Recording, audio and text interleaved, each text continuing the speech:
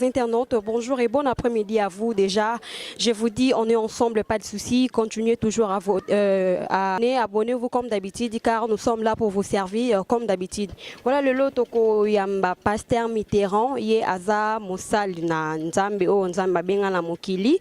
Tozo le bela sujet moko qui est un peu pertinent o bat balobi ke église comme belé multiplicité tozo baté soki naninde à permettre yango soki ezaka ba benga mi nzambe ne mutabengi bango pona ba mega pe ko expliquer pour ba église msusu ezobima kaka boye ko bima sans que nzambe a recommandé bango. En plus si balobi ke église comme place o bat bazo sala commerce vraiment tozo baté to komeka un peu koye bango biso na bino toyeba voilà. Bonjour pasteur. Ah bonjour journaliste. Pasteur, moi présentation batba et ba ce que vous en plus adresse. Na pamboli nzambe kitoko koyamba pe bino ba journaliste oyo vraiment bolingi penza ke kimeza na kati na mokina nzambe komona ngai pasteur Mitterrand Bofamba nazokamba église monene ya ACDN, c'est-à-dire Assemblée chrétienne pour la délivrance des nations na kati na Bandal awa na avenue Thierry 334 na commune à Bandal.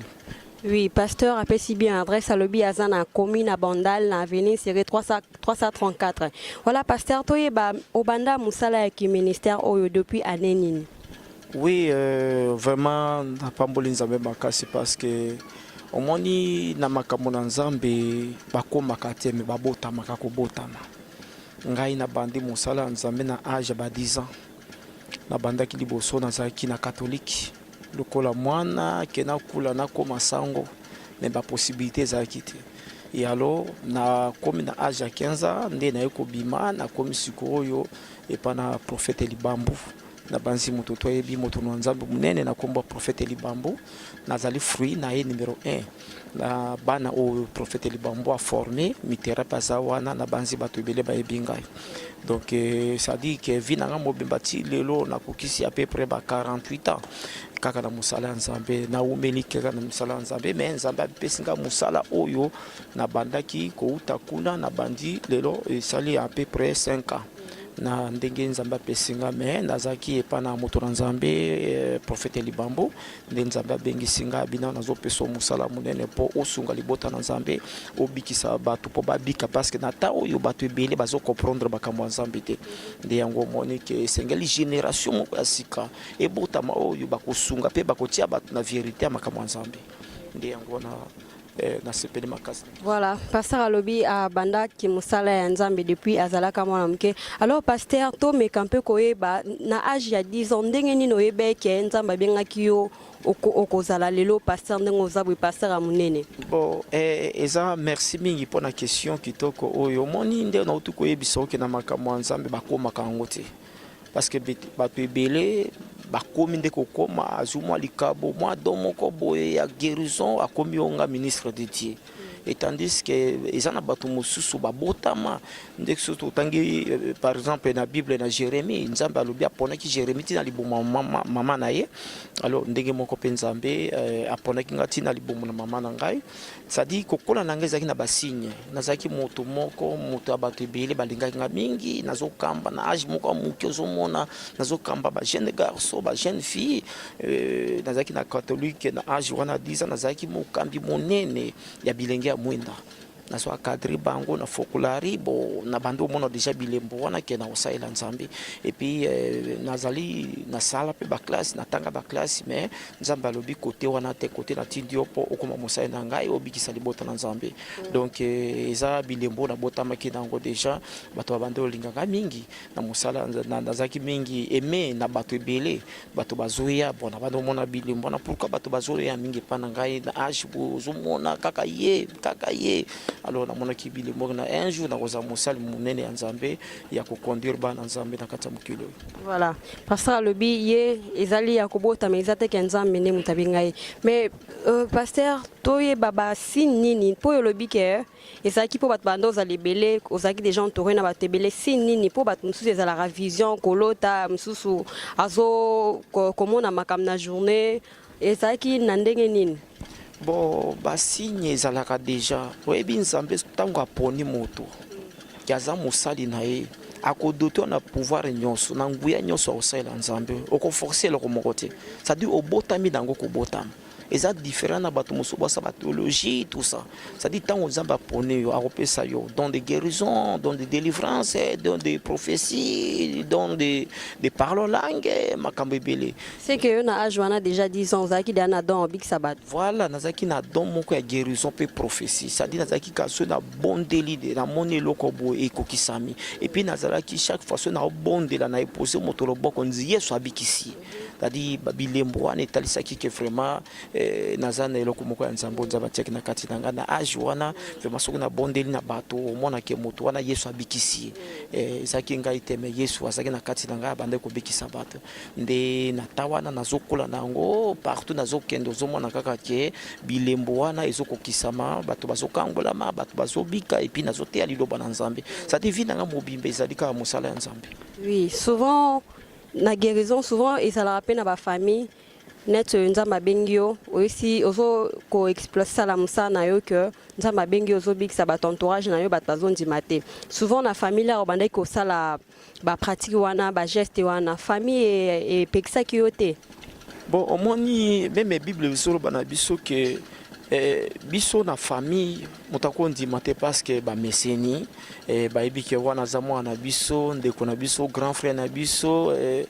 petit frère na biso bon po ba croire nango penza ezalaki penza facilité mais tant ba moni bilembo ndenge nzamba zo mema ngai ba itape azotombola zo mema ngai akosakula nde ba mususu bazondima mais ba mususu bandima te même na bible pe ba mususu ba croire ki na Jésus Christ te mais ba ndeko ne moko ba croire ki nango te eza toujours ndenge. Oui, si ko pono convaincre ba ta famille o chaki mutu moko ya famille loboko ou bien ndenge nini bon eza loboko te mais bilembo kaka na makambo mosusu na bande koloba mpona famille na ngai mpe bande kokokisama et puis tosalaka yango non seulement mpona famille mpona mokili mobimba nde siko bilembo wana baconsidération mosusu bazomona ndenge bato mokili bazoconsidere ngai nde esalaki ke bango mpe bandimaki lelo oyo leki na biso yaya na biso aza mosali na nzambe. Voilà, et ça la ndenge nini na famille ba l'air ba mona roboyo komi vraiment grand pasteur bosa bato zote ya et ça la ndenge nini bon et ça la kanga esengo parce que bible lobi na biso moto moko andimeli nzambe akobikisa pe libota mobimba et ça la nga bien que na place que na landa banzela mosusu ya mokili nazala politicien nazala soki nini mais ngai na pona nzela nzambe nzamba pona nga na nzela malamu oyo ekoki ke o bible ezoloba toluka na liboso bokonzi na nzambe mais biloko koya na nsima ya moni ke esalaka nga mpe bien mingi mpo komona ke kofanda ndeni na fandi aloba ke tokufa na volonté ya nzambe mais na soki eza na volonté ya nzambe te en tout cas eza mwa pasi ke moto be satan à combattre parce que bible lobi crois Seigneur tu seras sauvé toi et ta famille donc libota eza sauvé à cause nzambe atomboli ndeko na bango nzambe atomboli noko na bango nzambe atomboli papa na bango et esalanga bien mingi mpo topona nzela ya malamu ya kosalela nzambe. Voilà, vous qui Pasteur Mitterrand azali oyo nzambe oyo abenga epo na asala makama minene yango pe azo continuer ti na age ya lelo mais Pasteur Mitterrand eza na bato mosusu nzambe abenga bango ba continuer ngo pe na kozwela ngo kolandela ngo ba formation autrement babenga ngo ba affermissement mais je sais pas cours ya théologie yo continuer à cours ya théologie te eza malamu nde na émission ke to eza na des formes ya kolanda nzambe forme mosusu obengama na nzambe forme mosusu oyekola ndenge tukolobana ke ba théologie ba formation pardon na kato mke olobi bat oyo basalaka cours ya théologie eza oyo bazo yekola normalement eza oyo babengi bango donc ya linga devient comme pasteur pour nanzela ya formation voilà ezalaka ndenge wana pe eza mabe te c'est-à-dire okoki mpe koluka mpo oyeba oluka formation mon poye ba pe okutana basala nzambe ba epose loboko cet esprit kiti pe o continuer nzela pona osala nzambe menga eza différent yanga ezalika eloko moko ke nzamba ponanga tina libumu ya kosala donde nazali wana zaki pe bien formé malgré nzamba pona kinga mena kutana kibina basala nzambe pe ba former nga makasi nde na utuko ebisa ke mutu nzambe lokola prophète libambo mutu munena yeba na kati mukili oyo ba former nga na koti ba école wana ezaki ba bingi yango école de tyrannie c'est-à-dire forma ki biso basali oyo ke tokoki ko défendre pour bana nzambe babika vraiment ezalaki mpe malamu mingi. Voilà, pasteur Nabiso Olobi Outa et pas il y a pasteur Libamou, le grand formateur au Asala qui comme le pasteur Amnene. Mais tu es que partout na ba groupe autozala ka ba siège ezala toujours so mutu moko akomi mutamnene pona alinga pona nzela na e créer un peu problème. Siko yo la ozwa ki départ na ko quitter pas pasteur Libambu. Ba réaction na ezala ki ndenge nini? Bon, ba réaction nanga ezalaki mpona servir Nzambe. Ye pasteur Libambu esala ki ndenge nini? Bon, omoni kobengama na Nzambe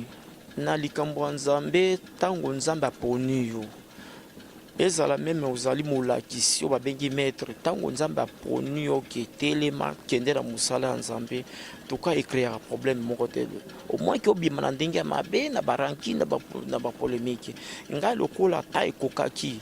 bon nayebisi papa nota ekoki Nzambe abengi ngai bon papa patikaki nga nakende mais azalaka toujours père spirituel na ngai d'abord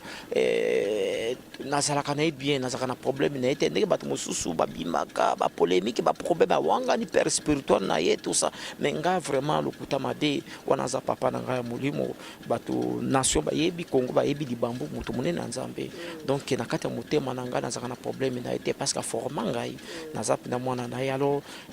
nazaka na problème na penza te lokwa Nzambe abengi ngai au moins nazo continuer comme à peu près 300 personnes et puis l'église eza ebelo na fungoli na bandale mosusu eza na mbinza na popage nde nazo kamba ba église na kaka pona kobikisa bana Nzambe.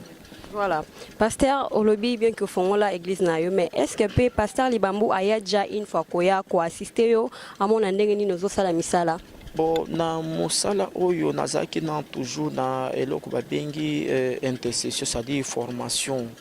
ya ko former ya ko bâtir après na ko benga ye tango na moni déjà parce que déjà depuis na bimaki na 2013 pona ko kota ça dit na uti lokola maki et moni na mosala Nzambe il faut fondement ezala bien il faut mana apprécier tout ça bon et ça a déjà na idée na ngai que papa na ngai faya alors pour papa ya aza mutu munene toko yamba ebote photo bonga mato yamba père pe apamboli tout ça et ça a déjà na plan mais tout ça nous toujours dans la préparation ou toujours bongisa donc en tout cas côté wana question posée ngaza bien que akobenga mutu na Nzambe ngana zozwa mutu moko munene papa na ngai na ko yamba epamba pamba bote fona yamba avec beaucoup d'honneur na yamba epenza ta sepelate oui moi na penza yambenga bien. Voilà. Voilà. Pasteur Mitterrand, geste nini yo o préféraka o honorer pasteur na Libambu o ya sala ke yo lelo o koma boye. Geste nini o yo préféra pena o honorer à la reconnaissance o yo tikala jamais ko bosa na yo na vie na ye. Bon, geste wana eza na kati ya motema. Na linga koloba ngo na miso bato te parce que za ba secret na ngai na bomba kango même na utuko yamba frère moko kaka siko ya poser nga même question wana avant même yo poser ngai na yebisaki ay tuni ngai bien que ozaka ndenge ni po koma papa ngabi te na zana makambo na ngai na zana ba préparation na ngai ndenge na kokuta na moto na Nzambe ça dit nde na zaliawa fruit na ngai ba bengi dime na ngai moto oli yango ezambie ozo comprendre ça dit musalo nazo sala na yebaka ke ni tete prophète Libambu ba mususu pe na ngana yebana te donc naza très reconnaissant ya ko remercier papa alors na prépara ka ba makamu susu ke ezana kata motema parce que na volo bater parce que bible lobiso ko zo pesa na gauche droite bater wana za ka secret na kata motema e ko za mokolo moko boy na kepa na papa lokola libonza loko o na kopambola papa ndenge zalaka na ngonde to mona ki ba Jacobo ba kende kopambola papa na bango nani Isaac zo comprendre ko kende papa maboko pamba te talaka mwana uti na bamaki oki na ba préparation za basali o moto lelo na yeba na ba télévision nazoleka vraiment sengele loko moko que il faut préparer loko moi bien que OK pa na papa en tout cas papa pe apambola bien merci moi na ngai parce que asali ya mingi sengeli vraiment a mérité honneur na ye. Voilà, pasteur Mitterrand lobi eza secret geste wana eza secret to koyeba kango jour oyo ekozala près pe to koya pe ko filmer ngoto mona mais alors pasteur Mitterrand toyebi bien que tozomona balobi que église ekomi ba église ekomi ebele okomona na avenue moko 10 13 14 église c'est dû à quoi? Bon eza penza makambo te ke ba na Nzambe bakamwa parce que eza biblique ba makambo tozomona yango ekomami so totali na Matthieu 24 komona wana ke na tango na bilembo na tango na suko komona bato ebele bakobima na kombo na Yesu et surtout ba prophète et surtout ba pasteur bakoya na kombo na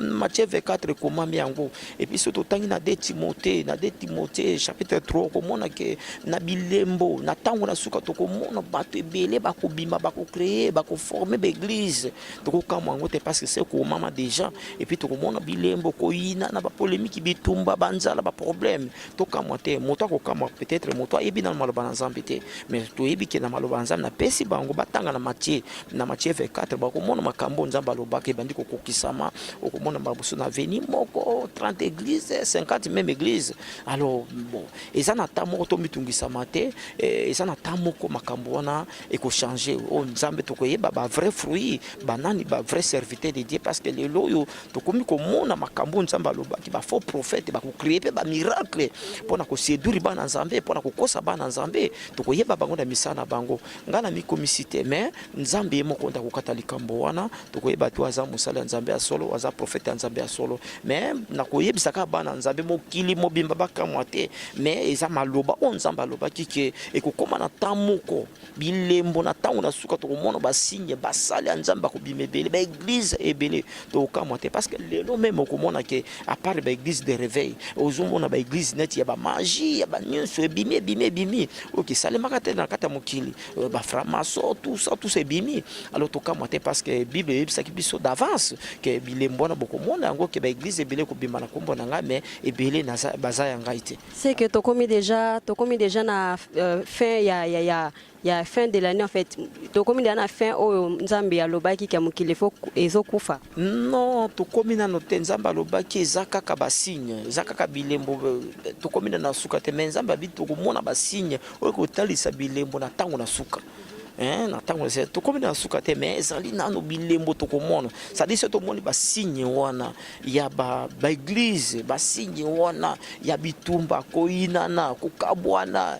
barankine banzala kobomana eza bilembo ezotalisa ke bilembo na tango na suka ezopusana mais ngi ko bateke o tango na suka parce que moto moko ayebi mokolo ta yebi moite o mokolo Yesu akoya parce que moto moko ayebi yangote. Voilà, c'est bien répondu. Alors pasteur Mitera toye basiko ba vrai pasteur na ba vrai prophète ndenge nini parce que bakomi ebele monde entier mobimba tokoyeba bango ndenge nini mama journaliste na sepeli mingi na question wana tokoyeba bango na misala na bango parce que lelo tokomi komona même makambo ekomamaki ba délivrance comme ko salema ba mystique ozomona pasteur prophète azobimisa moto nyoka na kati ya libumu ngolo rigorodo mais moto rigorodo wana na kati ya nzoto ya moto auti wapi parce que rigorodo kofanda bambula na bambula mais libumu ezali eza ebalete eza zambate mais eloko wana efandaki wana bambula na bambula ndenge nini c'est-à-dire ozomona ke babiloko neza ba magie babiloko neza babiloko moko ezali libanda na liloba na Nzambe c'est que bakoti sina kis na kati ya msala na Nzambe effectivement parce que au monde ba miracle to même Bible lobeki bakosala ba prodige bakosa babikama meme ya kobimisa babikisa même meto croire na bango te parce qu'il faut to landana no Yesu et pas ni na Bible ou be batoma Paul babimisa ba rigorodo na kata nzoto bato babimisa bampesi na kata nzoto bato otokomi komona ngo lele eza magie oyebi bien aimé na koyebisa bota na Nzambe ke bafungola miso mutu na mutu atanga Bible pas comprendre ya mibale il faut ba prier.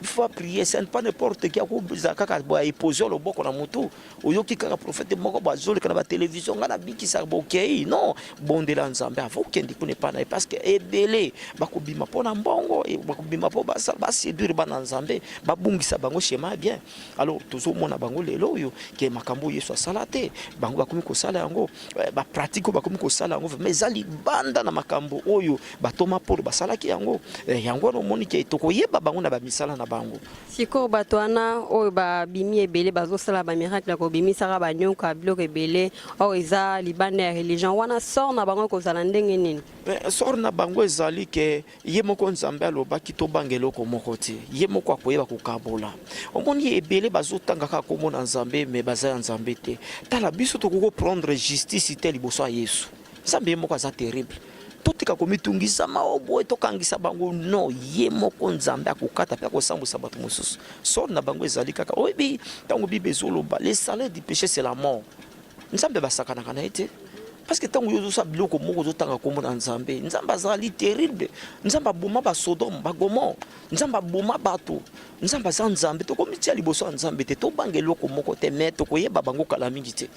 tokoyeba bango kala mingi te ye moko nzambe akokita na kanda na ye akokabola biso akoyebaki oyo asalelaki ngai ya solo oyo asalelaki ngai ya solo te. Voilà, balobi pasteur Mitterrand lobi bakoyeba bango nzambe ndako juger bango po ya nzambe te ya zakaka o nzambe ya tindi na mokili pona a servir ba peuple abikisa bango asala miracle. Mais pasteur Mitterrand ba église oyo comme belé balobi que ekomi commerce. Yo kokyo lobanine pona ngo. Bon, commerce, c'est trop dit à parler, ça dit, ce que le commerce, ça dit Kolukambongo. Oui, normalement. Bon, on a vraiment, ma sœur,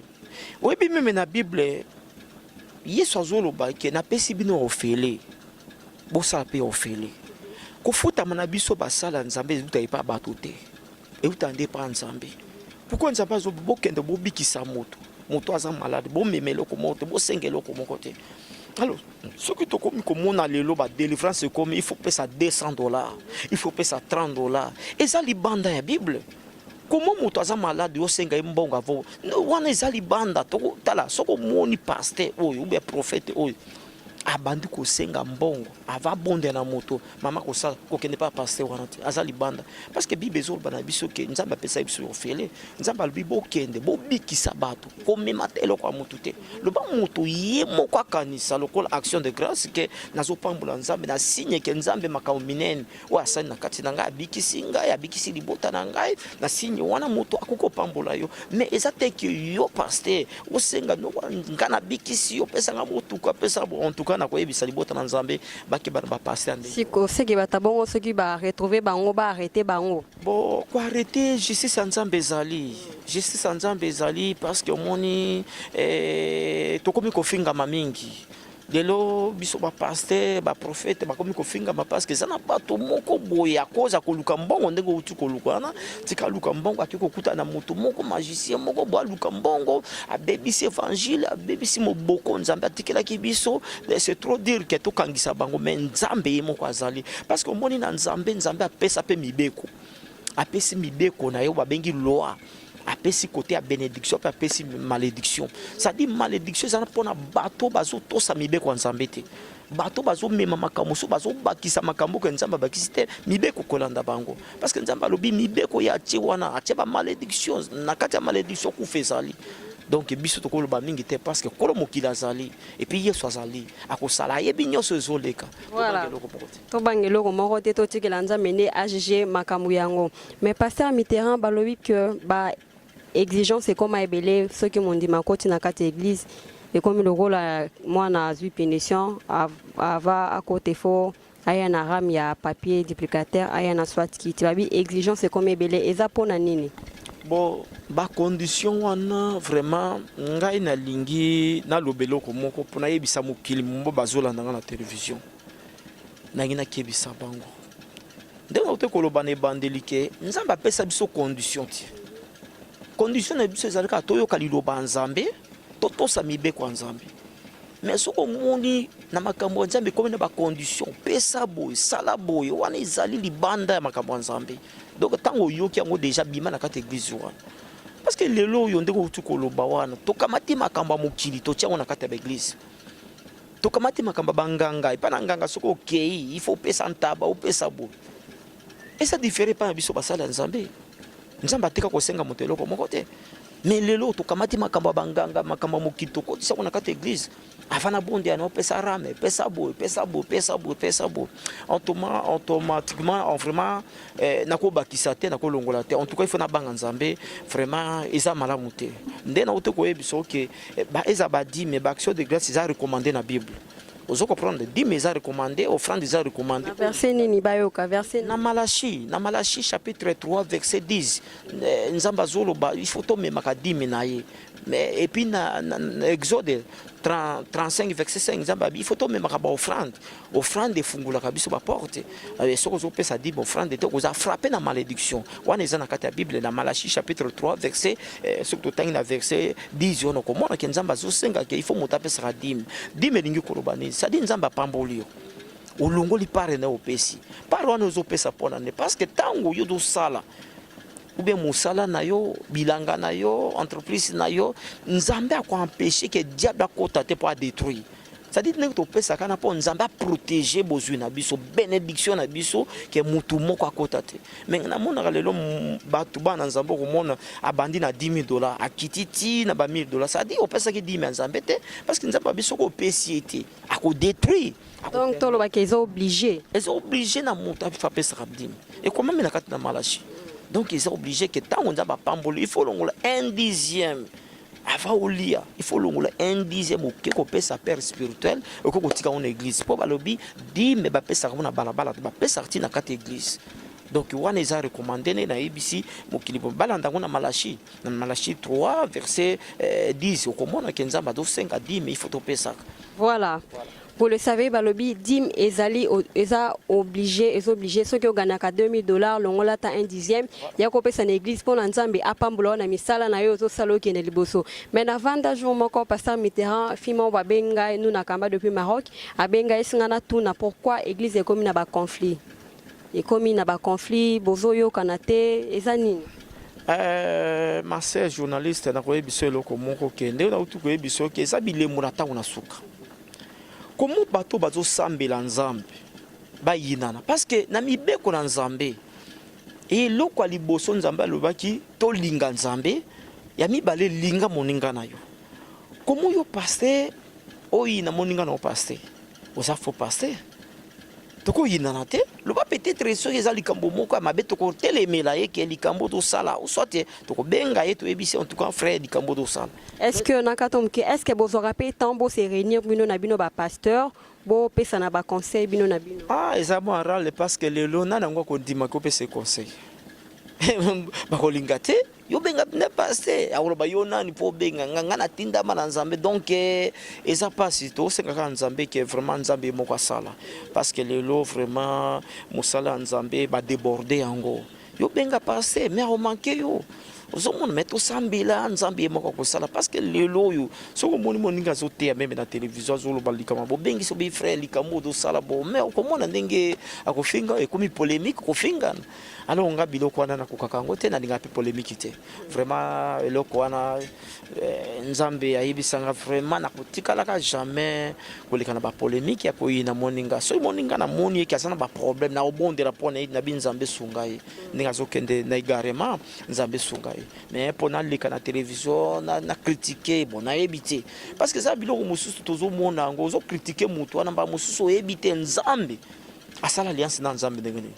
vous comprenez alors esengeli na biso ke to bondela mingi pona bango na place ke soki aboy conseil bondela mingi mamusuko za pe envoûtement vous comprenez ko za pe envoûtement o bondeli pe pona ye nzamba kangoli azongi na voie normale ko za bien voilà. Pasteur Mitterrand toyeba ezalaka nini kaka komona ozalaki na bandimi ebele bandimi bakomi kokite bakomi kokende place mosusu bakomi kende na église moko oyo eza réputée disons oyo nga nayebi église ya Mangemo na oyo ya ACK mingi bato bazokima bazokende kuna eza mpona nini? Bon ezali complexe ozo comprendre eza complexe bato mingi bazo préférer bakende siko ezobeta miso bakende siko zomona ke pasteur wana nda tonga kitoko pasteur mais ezana bato mosusu komona ka zana 2 personnes mais ezana quelqu'un nzambe atinda mabe na nzambe alors ezana ngoma bete kokende et pas na ba papa wana tout ça ndeko tukoloba na ezama bete mais na koyebisa libota na nzambe ki ngai na ko préfère moi net église na na zalia na solo na motonyo surtout akoya na tongo poko okutanga mais ezana ba église mosusu monene po mona pasteur il faut pesa soki droit soki loko et puis po mona eza passe tandis que moto lokola nga soko ye we na tongo we na poko okutanga yi soza malade na bondeli pona yesu abikisio ozana dikamoko zo tungisa na bondeli pona yo Et ça différent na bato minene wana kemba mususu azana 1000 personnes, 10 000 personnes pour mon FMA au ça même ba un mois 2 mois pour au monaï. Donc ça m'a bête mais na webisa bana nzambe que donc l'apparence trompe. Hein batike loko wana batu na rappel nzambe que nzambe est-ce que waza musali nzambe solo waza pe mutu nzambe solo. Donc tango moni mutu moko bo azam soit na 10 personnes OK pa na ye ozaki mba mususu malade abondeli pono biki kangama na mutu wana. Mais bango siko basala kandenge nini lelo mutakuya amoni nga bamusu ndenge na église nanga tozana 400 personnes na bondeli pona 10 jours après 10 jours tete fona zonga nanga na église nanga esthétique wana dalilo ba place oyoki ke nzamba big sakio mwana zaki malade biki sikala ka place wana kangama na likolo olie okende place moko bat baza 2000 3000 4000 60000 bazo osomona na tati bazo yeba ote. Donc ma sœur mon frère vraiment bokanga ma place boza botika la place boza. Mais question moko avant tous se séparer pasteur Mitterrand na ba église tozomona ba accoutrement eza ndenge na ndenge bazola ta bilamba ya kokata na ba mini jupe ba culotte kata fumbwa ba sengle. Est-ce que wana eza mabete journaliste en tout cas côté wana na mosala oyo nzamba pesa ngai nalinga ko condamner mutu te parce que na jijapé mutu te na kopesa exemple na kati ya Bible ezaki na mwana mwasi moko azaki ndumba o vraiment que mokili mba bayebaki ki aza ndumba makasi. Mais tala mwana mwasi wana liboso ya Yesu ayambaki malgré ba problème na ye ayambaki parce que Yesu ayaki pona bato mabe. Alors biloko wana ba teni ba nini toko benga na bango te aya kaka ndenge wana mais ye moko ko changer. Donc biso mission na biso ezali ni ko ramener bango kaka bato mabende baya Yesu ayaki pona bato mabe. Alors loko mosu na koloba nini ça dit omoni ba biloko mosusu esale maka na église na lo bango na dévolé na bato ba yebi nzambe tango yoki liloba nzambe changeaka. Mais so moni moto ana zo changer te na ba comportement na c'est-à-dire aza nzambe te ozo comprendre akoya na ye afandi ndeko tu koloba wana keza na bato moso akoya na jipe mukuse aye ne afandi na ye mais akotala abi mendene ngana lati jipe mukuse baninga balati jipe molai. Premier jour, deuxième jour, a changé na bite tenga funa la tandenge batu balati. Mais toko benga na bangote, il faut baser la wana pour bayoka liloba na nzambe parce que loko ebi ki sarabiso eza parole. Et donc mususu te be conseil te be parole ya pamba. Tango te moto comportement moto habillement moto ko changer. Donc ça te que to ina bango. Et il faut to likape moto nyonso za la chege za la nani aya na église. Yeso sana posa na batu wana parce que aya ki pona batu mabi. Voilà, yeso aya ki pona batu mabi veut dire mutema na onde témoin oye koluka objectif non na kati église kangama ponza mene muto ya tindio OK na église wana. Mais pasteur question moko e linga sikoyo est-ce que yo moko pe et comme là OK est déjà na église bon quelque part OK de quoi assister moninga no ndenga zoteya. Oui, nakenda ka ebele, nakenda ka mingi pa na baninga na ba pasteur na ba victoire na ba selembao nakenda ka. Vraiment bon. Et ça nous préparé voyage mon pour faire na Angola na mimoko pasteur benga kangai mais na zana na mwa ba misalo na zo sala parce que na zana ba prière 14 jours na base soke sili na bongisi pe na okende. Oui na kenda ka parce que ça musala na biso évangélisation ça partout. Net église na ngai église on ba pesi ngai kombo na ngo ezali assemblée chrétienne pour la délivrance des nations.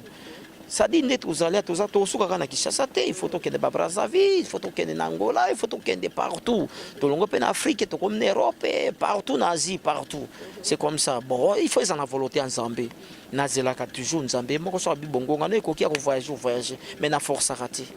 Donc na force était. Voilà, et le ko forcer zate nazo lingana tika émission na kata émission et question ezo ye langa kaka toko na vie spirituelle pasteur Mitterrand ezana ba tumsus ba yak église bazana ba mikumba na ba ya famille net bolobaka là bo passa na parcours côté ya délivrance ozo délivrer mutum tazana makamne ya famille na kawana l'air comme la bino bo zala kandenge nini po bitumba ya famille mutoko ko lando pe mo pasteur. Bon, en tout cas, merci mingi journaliste na question wana omoni na kosenga na bana nzambe faut ba pesa ba sala nzambe respect. Biso toza plus que même ba docteur, plus que même ba généraux. Parce que bitumbo biso to bunda kango même général ko kango te. Parce que ko mono moto mususu aye na délivrance azana 250 000 démons. 250 parce que ça lésion sont lésion ça dit ça 10 idées lésion ça dit milimo mabe mais yo motinda mina nzambe obondeli na moto wana bengane ba demo wana pe moto abiki ça dit problème oyo tokuta na ngo mingi na mabota yango nde wana ozolopo ça dit ko mono moto ça kina ba kodi na bango famille bokoko na bango aye yango no moni na uti koloba na émission e bandeli que vraiment ba bota makambo sale nzambe ba ko makati parce que na ba kawa na suko écouter combien de gens combien de pasteurs ba kufa qui atindamité à qui sa délivrance pour aller retour ba milimo mabe frapper bomi pasteur parce que atindamate parce que tant nzambe a poni yo apeso mosala apeso mandat apeso pouvoir okobanga eloko moko te obanga satan te yoko pesa nde mitindo satan milimo babim mais ça na bato mosusu batindama te azuka mwa likabo moko boya guérison boy yango mona mingi batombaka ba malade akufi tout ça mais eza eloko moko te ki okende na précipiter na ngona mbangu te donc eza eloko moko vraiment nde to fandaka boy to sana bitumba makasi to bundaka nango alors mona nde to saka ba délivrance wana même biso il faut bongama ozala rompi na molimo nzambe po tambola ko banga nzambe parce que biloko wana soki ozotambola na ba respect ya mibeko na nzambe te vraiment okokate donc isa musala na biso nzambe atende bokende bokende ko bikisa bokende ko kangola via bato donc isa bongo il faut tindama pa nzambe il faut les appeler na ta nzambe que nzambe permettre voilà il faut otindama nzambe ya permettre pe mamunyo c'est ça la bien mais to comme na suka ya mission na biso pasteur Mitterrand soki bambo tezali o te sabat o bazolanda biso partout dans le monde entier na ba o bazana ba pays étranger. Oui, na pamboli bandeko nanga nyonso bazana ba problème ba mitungisa mati batikela nzambe place Bible zoloba na mukanda na Philippiens chapitre 4 tomi s'inquiéter na rien ne vous inquiétez de rien na makambo nyonso ekomela bino il faut prier na bike ndeko azolanda ngamba musasa na problème de tungisa ye buka mabolongo fuka mabondela senga nzambe akoya to ebi ndeko neti Ezekias problème ekomela tie na Bible na Isaïe 38 Bible zoloba ete prophète Isaïe akuta na roi Ezekias ayebisi abi Ezekias ozokufa kende ko yebisa famille na yo Ezekias asalaki ni tango ayoki sango wana ke kufetele melie ba problème ba blocage tele melie aluka ki nzambe afukami alele pa na nzambe makambo changeaki ça dit problème na biso nazo yebisa ndeko azolanda ndeko mwasi ndeko mobali ko mitungisa mate luka ka nzambe bondela kondima na ko bikisa pevu donc ondima na ko bikisa yo to bangelo ko moko de même pona mokili mobima pona mboka na biso pona ba famille na biso to lela ka pa na nzambe ye moko nzambe akosala to lukate ko to loba mingi te to stikela kaka nzambe mokili eza ya nzambe famille eza ya nzambe société eza ya nzambe makambo to eza ya nzambe voilà to tikela nzambe makambo ye moko asala yango kaka ndenga lingi po yende atindi biso na mokili oyo to mona makambo nyonso oyo ezoleka na c'est normal voilà tozo séparé awa c'est la fin de notre mission restez branchés toujours abonnez-vous comme j'insiste il faut vous s'abonner pasteur Mitterrand numéro no ya téléphone soki moto aza musika aza besoin contacter pour nos celles prières à partir de musika d'abord journaliste nzamba pambolo mingi na musala oyo ozotambusa mokili mobimba poko na kubikisa bana nzambe na yebiki eza na États-Unis eza na Afrique partout ba oyoka message oyo eloko mosu na oyebisa bana nzambe ke en tout cas tomi tungisa maneloko moko te batela kondima na yo ngai naza mosai na nzambe elingi koloba te ke naleki bapasteur nyonso mokili non ngamba mosu nazali mwana asuka na mikumisi te ke naza soki ndenge nini te mais moto alingi akontacte ngai numéro na ngai ezali 081 730 51 87 081 730 51 87 na koyamba yo pe to bondeli na nzambe soki likambo ezotungisa yo nakobondela mpe mpo na yo nakosenga eloko moko te tokobondela kaka nzambe o Bible elobi évoque moi je te répondrai et je t'annoncerai de grandes choses likambo ezotungisa yo ezotungisa nde yo mais ezotungisa nzambe te mpe eleki nzambe te alors nzambe na biso azali yesu azali tobosana te yesu azali akosala alors numéro na nga telefone yango wana 081 730 51 87. Voilà, je pense que boyoki numéro ya téléphone, ceux qui besoin ba problème par-ci par-là, numéro ya pasteur Mitterrand yango wana aza oyo nzamba tindi na mokili azali teke oyo akoti court to alingi akoma kaka po a gagner oyo balobi ke bato commencer ngo commerce non ezali yende nzambe abengi ye. Voilà na soki awa na émission na biso pasteur Mitterrand soki osana comme ça koloba pona bandimi na yo o mekampe koloba na bango na komisi nzambe makasi parce que